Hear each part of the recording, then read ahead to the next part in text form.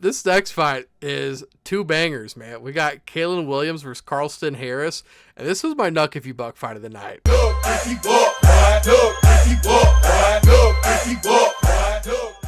Oh, I completely agree with that. This is going to be hang and bang the entire time. Kalinn Williams got that knockout power. He's just a striker. I feel he kind of folds as the nail. Poor accuracy is what I was seeing from him. He throws a lot, but he doesn't connect with a lot. Carlston Harris, his last loss was to Shavkat, and if you know me, I'm a Shavkat fanboy, so that loss doesn't concern me. And then I always give a little breakdown if these guys have a type of sport listed that is not covered by the main ones. So like BJJ, MMA, wrestling, striking, boxing, kickboxing. You all know those. We talked about Sambo before, but I saw with Carlston Harris, he's got Luta Livre, and I'd never heard of that before. So I looked it up, and it's kind of like a form of BJJ, except Luta Livre focuses more on sub seeking. In whatever position you are, you go for the sub. Whereas in BJJ, you go for positioning first. So you always fight for better positioning. Then you go for the sub. In Luta Livre, they just say fucking go for it and end it. So I kind of like that aspect of it because Kalinn Williams, I don't think, has the same grappling and ground game as Harris. Harris, he has good positioning too. Great body positioning.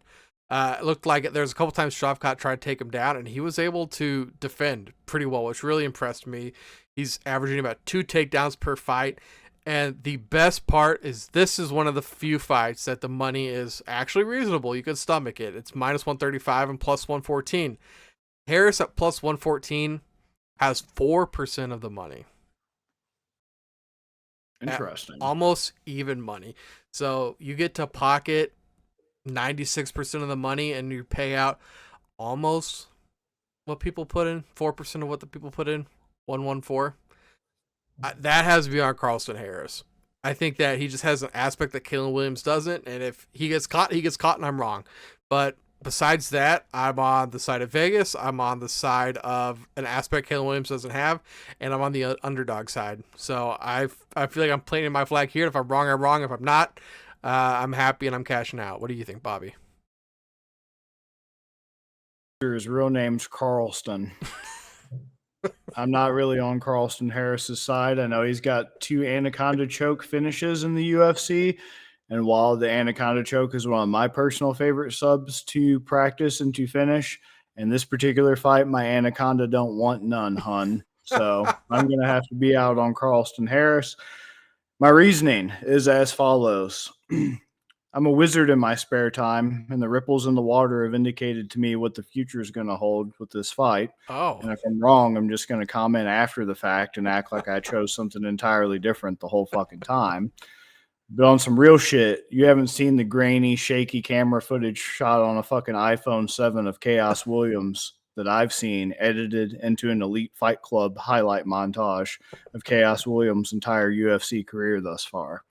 So shout out to Elite Fight Club, great YouTube channel, great highlights. Check that out. That being said, definitely give the edge in terms of knock you on your ass power to Khaos Williams. Yeah. It's been a little while since he's had a KO finish. It's been November 2021 was his last punches finish. So he's due. He's due for a good KO TKO finish. Definitely capable of it. Built like a brick shit house. And it's got fucking hands, good crisp boxing. His knockout of Abdul Razak Al Hassan was just fucking money.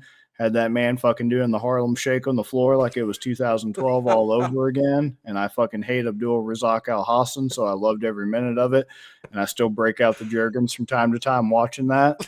And I also still break out the Jergens on his KO of Alex Morano because that motherfucker's just weird looking. And I ain't with that shit, dog. Yeah. So we do some slow stroking, just a little slow stroking around here to that.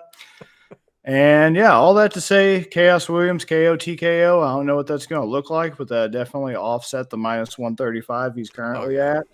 And yeah, Carlston Harris can certainly do the Anaconda choke and certainly out grapple Khaos Williams. But I mean, if the only way you end up on the mat is when you're fucking comatose on it, it don't really matter at the end of the day. You know what I mean, dog? Know what I'm saying?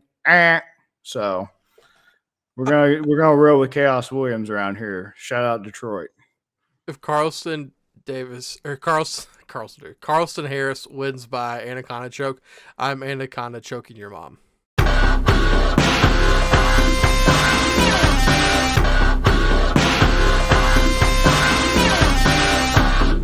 You better start listening to the Better in Green podcast. You will not regret it. Trust me, trust me, trust me. And hey, I'm Dean Blandino. Welcome to Better in Green, eh? To Better in Green, eh? To Better in Green, eh? Listen in and cash out. That's what it's all about. Come on, let's make cash now. We always on spot and we cover all spot from the bottom to the top, eh? Shout out to Ethan, shout out to Wyatt, shout out to Ben. Welcome to our podcast, Better in Green.